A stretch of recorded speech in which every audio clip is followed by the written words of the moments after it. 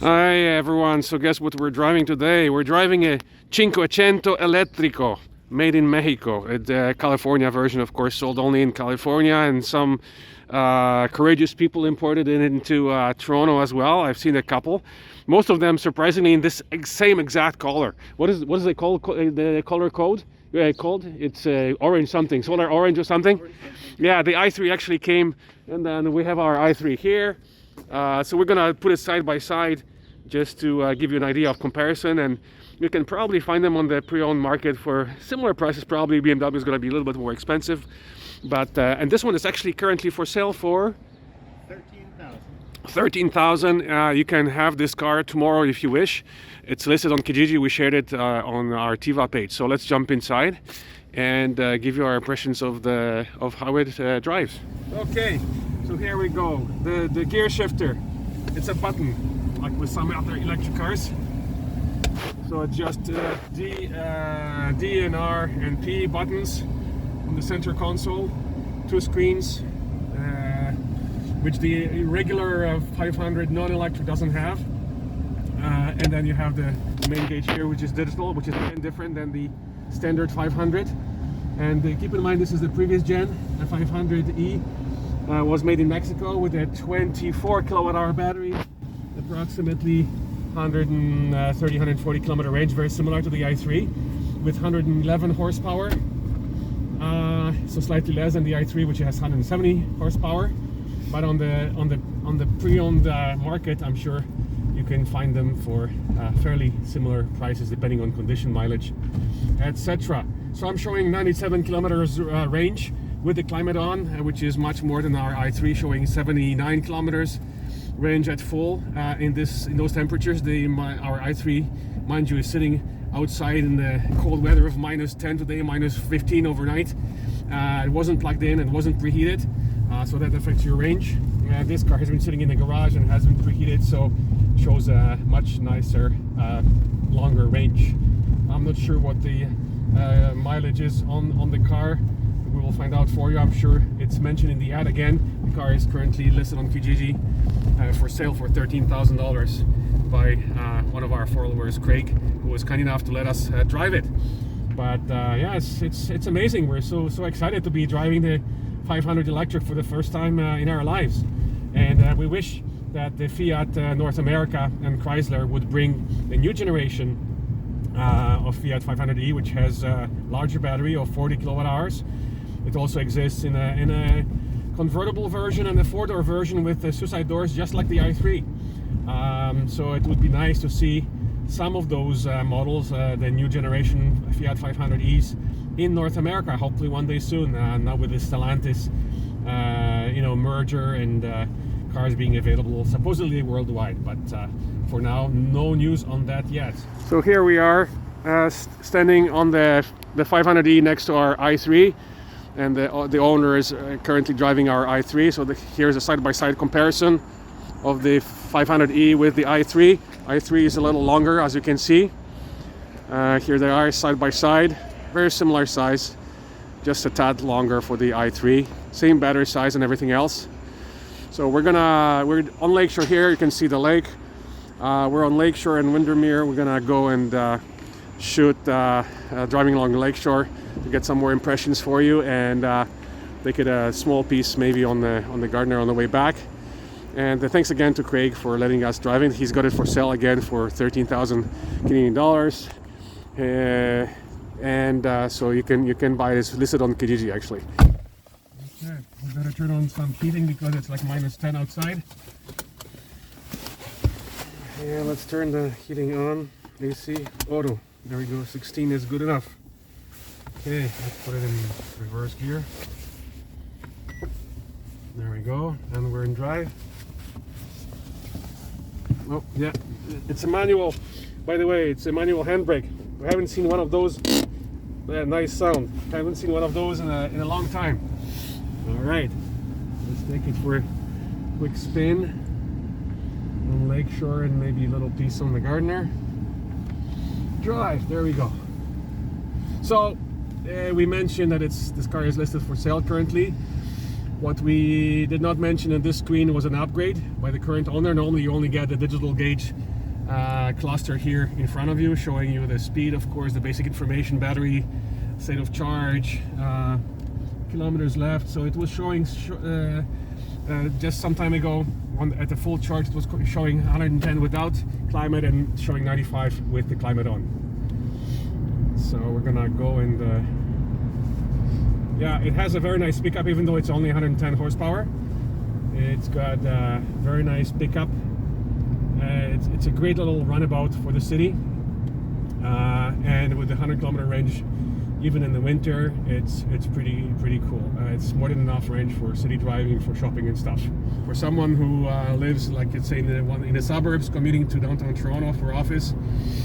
So anyone living in like anywhere from Burlington, Oakville, Mississauga, commuting to Toronto and back, especially if you have access to a plug downtown, even if you don't, round trip, you know, of that kind every day for day-to-day commuting with level 2 in your garage. It's a perfect car, honestly. And it's so rare. Of course, you see a lot of regular gas 500s, and it's for untrained eye, it's hard to spot the difference between this 500 electric and the gas version of the car. So people may not even notice that it's an electric version. But anyway, so yeah, we highly recommend it. And if you want to be different and drive a very rare electric car, then this is it. Again, made in Mexico for California only. So all the cars that you see in Toronto, the 500 electrics, were made to be sold in California only. It's basically a compliance car, but the owners are all reporting, and we're on various 500e groups on Facebook, that are very few issues with them, luckily, because most of these cars are out of warranty. So the concern is, of course, the repairs. You would have to go to a qualified repair shop.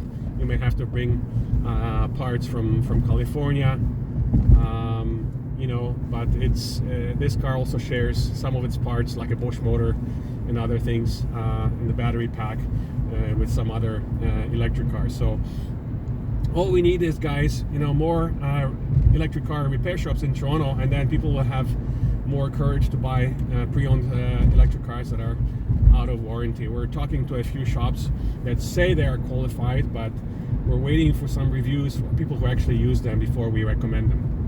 So we'll keep you posted on that. The new generation Fiat 500e is sold in Europe already. The design has changed a little bit, and there's two battery versions, the same as this, which is 24, but also a long range with 40 kilowatt hours, which is increasing the range to about 300 kilometers instead of 150 on this one. But those are sold only in Europe, and they are sold in different versions. There's a hardtop, there is a soft-top convertible, there is also a 3-door or 4-door with a suicide door in the back for easier access to the back. So there's 3 different versions of it in Europe, and of course in Europe they sell both electric and gas versions of it still. Those Fiats are not cheap in Europe. They are around 40,000 euros. So if they ever bring them here, they would have to adjust the pricing to make it competitive with cars like, for example, the Mini. People usually compare it with Mini Electric, Honda E, which is not available here. The Mini E here is sold with a 33 kilowatt hour battery at $40,000 as well. The Mazda MX-30 with a 32 kilowatt hour battery sold for $42,000. So if the 500e ever comes here, they really couldn't sell it for much more than that, if that. So we'll wait to see whether Stellantis and Fiat Chrysler North America FCA will be motivated to bring this model here. Like this one was made in Mexico. The current 500e is made in Europe and a few other markets. No longer in Mexico, but perhaps if they decide to bring the model here, they can restart the production of the 500e in Mexico, and hopefully they'll bring, this time around, they'll bring the cabriolet version. So here, this is the only way the car came. It's a hardtop. There isn't even a glass roof, where the normal 500 gas cars had either the hardtop but a glass roof option or convertible sliding canvas top. So the electric version, you don't have this option. All right, so again, this owner upgraded the screen, so you will have quite a substantial upgrade of this screen. It's an aftermarket Jensen screen for entertainment. We're not gonna play in the music for you, but it gives this car kind of an nice upscale feel. It doesn't really block the airflow for heating and such. Let's see if there's a steering. Yeah, there is a steering wheel adjustment. So I just raised the steering wheel. It's not telescopic, it's only up and down, but this is good enough because you have a good distance. And you know, I'm 6 feet 3.5, my son is 6 feet 5. There's enough leg room up front. The back leg room is virtually almost non-existent. Unfortunately, as you can see, when we're in a comfortable position, there's really only child space in the back seats. But that's the general design for the Fiat 500. That's the way it is. It's a small car, small city car. So you wouldn't put 4 adults here for longer distances for sure. So I'm gonna try and see the emerging power of the car. Okay. Yeah, the blind spot checking. The B pillar is very wide and large, so kind of hard to see when you're checking your blind spot. There is no blind spot monitoring system. There's only the mirror has a little wide angle section on the outside, on the driver's side. So it's basically you know, replaces the blind spot monitoring system. And yeah, so it's, you know what, it's merging onto a highway and things like that. It's doing very well. Again, the regen is almost non-existent, to be honest. It has some regen, but it's nowhere near as strong as the i3, and I don't believe there is a way to adjust it. So as you let off the accelerator, there is some regen, and the indicator shows here that it's regenerating some energy. Here we go. Now it's on regen side. Now we're using, so there's a power band on the right hand side that shows you whether you're using power. There you go. It's in, and now it's regenerating.